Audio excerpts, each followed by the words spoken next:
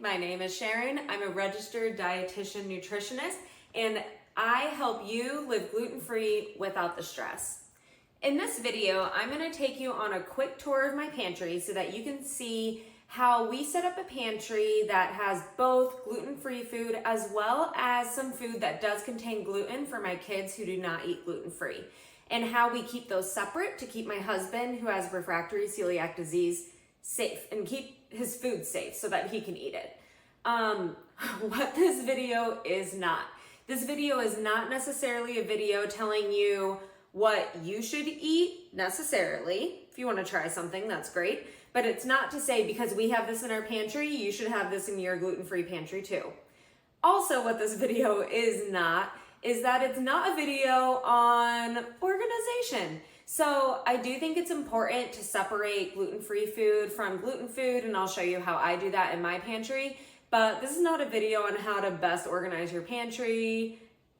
I don't have the prettiest organization stuff. I just kind of use what's on hand, but hopefully this inspires you that you don't have to have everything totally perfect to do gluten-free living in a healthy and safe way. So check out the video.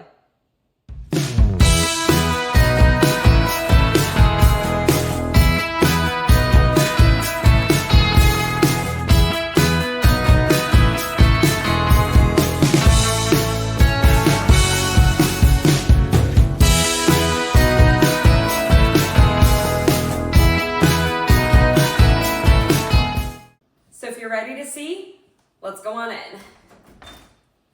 Okay, you'll notice our pantry is not that huge. We do have a section with more baking essentials, which I'll show in a whole separate video just on gluten-free baking essentials. But yeah, I'll give you a quick overview and then we can look at some of the things I keep in here. So one thing that you'll notice is over here on the side, I have food for my kids. This food contains gluten, or most of it contains gluten. I let them eat regular gluten cereal. They have Easy Mac for quick snacks. And down here, they have snacks that they eat at school. So their gluten cereal, if there's any crumbs, anything like that, where it falls is it falls on their snack food. And if it falls below that, it falls on our recycling or the dog food. So there's not really much risk of gluten getting on the rest of the food in here, which is gluten-free. Okay, so here on the wall, we really just have randomness. We have some gluten-free granola. You can see we kind of like this brand, Purely Elizabeth. We buy it a lot. We have some stuffing that's waiting for the holidays. Down here, marshmallows, blue spirulina. I bought this to make smoothies blue because I thought it would be cool. It's fine.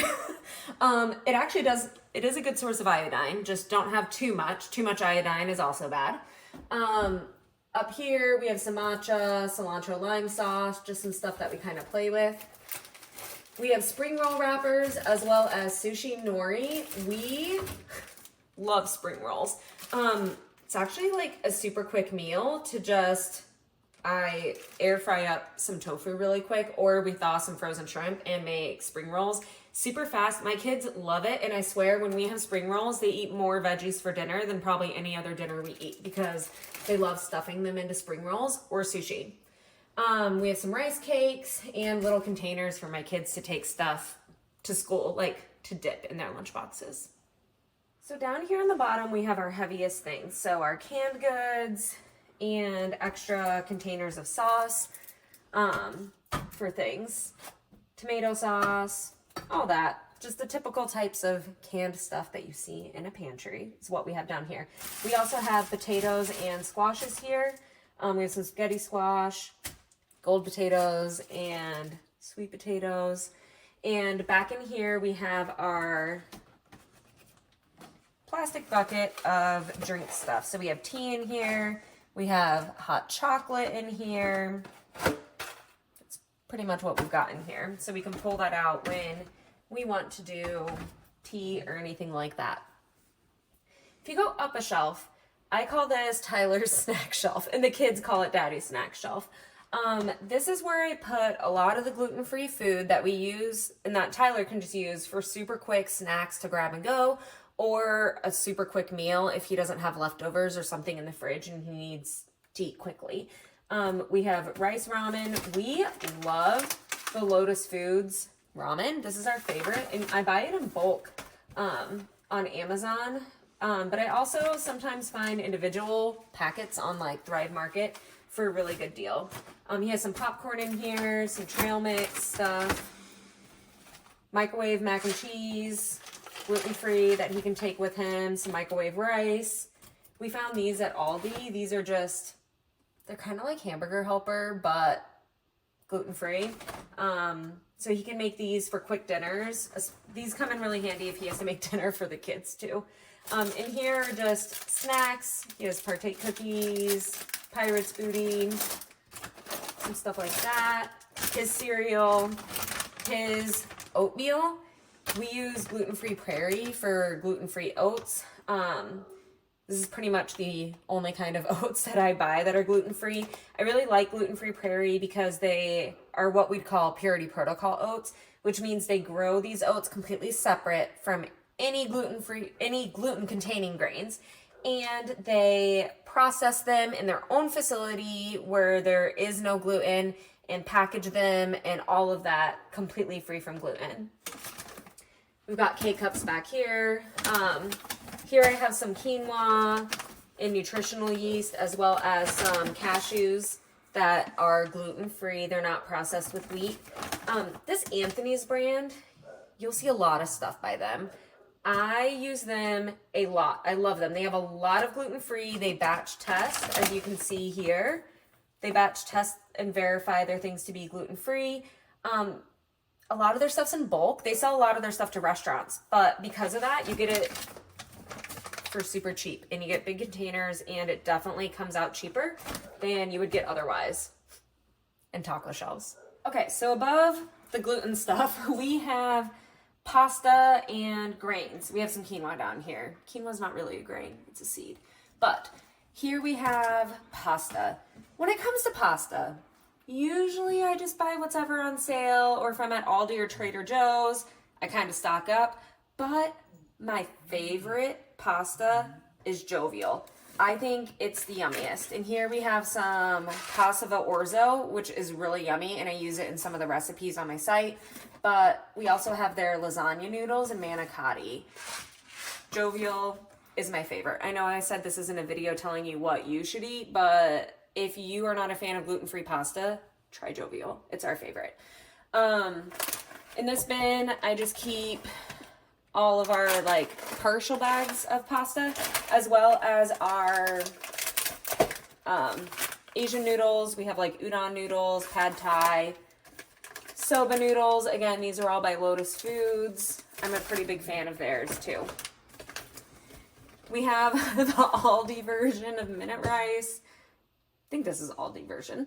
But regular minute rice is gluten-free. We have regular rice too in a big bin in the pantry, but like regular white rice. This is just so convenient for really quick meals. We eat it a lot. I have right rice here, and I'm going to talk about marketing with this. We love right rice. It's made from vegetables, specifically chickpeas. It also contains rice flour, lentil flour. It does have some added salt, so if you have to watch salt, regular rice is probably a better option for you than this. But we do like this, not because it's made from vegetables, so it's healthier than regular rice. I think the fact that a lot of people eliminate all grains from their diet when they go gluten-free due to celiac disease is not necessary, at least most of the time. I don't think you should jump all the way to that and start replacing all of your grains with things like this. We like this because it does have a little bit more protein than regular rice. So as a vegetarian, if I'm not cooking meat with the meal, sometimes I'll use this just for a little bit of extra protein. But in addition to that, I don't know about you, but when we are making our gluten-free meals, we rely a lot on rice or potatoes. Rice or potatoes. like every meal, unless we're having pasta. It's rice or potatoes. So we buy these because it just mixes it up a little bit, honestly, in terms of taste. In this bin, I have like my open bags of rice. This is our risotto rice. I have open bags of lentils. You have to be careful with lentils. Lentils are often processed with wheat, so it's really important to check the labels. Same thing with like dried beans. Dried beans are often processed with wheat a lot, so again, you have to check labels. These are just some of the ones I found at my local store. I had the hardest time looking for red lentils that were not processed with wheat until Anthony's got them back in stock. So now that when Anthony's got them back in stock, I bought a couple bags. So again, I love Anthony's. They test their products to be gluten-free. And hiding back behind there, we have our sushi rice to go with sushi nori. That's that shelf. Back behind me, this shelf is our last shelf. It's a mix of baking mixes, which you can see I have quite the collection of, as well as protein powder things, which I also have a lot of. I'll show you that in a second. Along the top, I just have extra stuff like plastic bins, stuff like that, paper goods, baking stuff. And like I said, I'll make a whole video just on gluten-free baking essentials I love. But here is baking mixes. We have so many different brands. We have Pamela's, we have the stuff from Aldi, we have a bunch of stuff from Trader Joe's that's gluten-free. Again, these are just a lot of your gluten-free brands. I'm not super brand specific. We have some Simple Mills back here. Honestly, what is this? King Arthur. I got this at one of those box stores for an amazing price. If it's on sale and it's a gluten-free mix, I buy it. Do I bake gluten-free from scratch? Yes. Is it super easy? Not necessarily. Is it way cheaper than buying a box mix? Not necessarily. Are box mixes super successful? Yeah. They are for me. I'm a huge fan of box mixes. The one piece of baking advice I'll give you in this video is if you are baking a gluten-free box mix and you don't like it because it turns out a little bit gritty or a little too grainy for your taste and preference, the best way to fix that is to let it sit about 15 minutes once it's mixed before you put it in the oven. And that's because a lot of the grains that they use in these box mixes tend to be more coarse than regular flour. And you can see that when you kind of open the mix. It doesn't act the same way as a gluten-containing mix would. So let it sit for a few minutes and it kind of gets rid of that. Back behind me over here, I'll pull stuff out, is where we keep our protein powder stuff. So I have some PB Fit. I love that. Any powdered peanut butter I'm a fan of, but I don't know. This is just what I got the best deal on the last time I went to the store. I use this a lot in shakes and things like that. We have some Naked Cake and Naked Bake. These are pancake mixes. I have a recipe or two on my site made with those. I'm a big fan of these. We have some Naked Shake, which is vegan protein back here. I skipped this. Jumping back to baking stuff really quick. This stuff, everybody talks about how much more expensive gluten-free is. This stuff's cheap and we use it a lot to make stuff. But yeah. Okay, so back to protein. We've got some PB Fit here, some stuff by Naked Nutrition. And then over here on the other side, we have a ton of Keto Chow stuff. I really love their dried egg white protein for baking. So if you're ever baking with protein powder and you don't necessarily like the taste of it or whatever, this is amazing. This bakes up so well. It's just plain egg white protein. And so I use that a lot in our baking. Down here, just packets of Keto Chow. These are what Tyler uses for making up a few shakes at a time before heading out for the week. So yeah, this is where we keep all of that.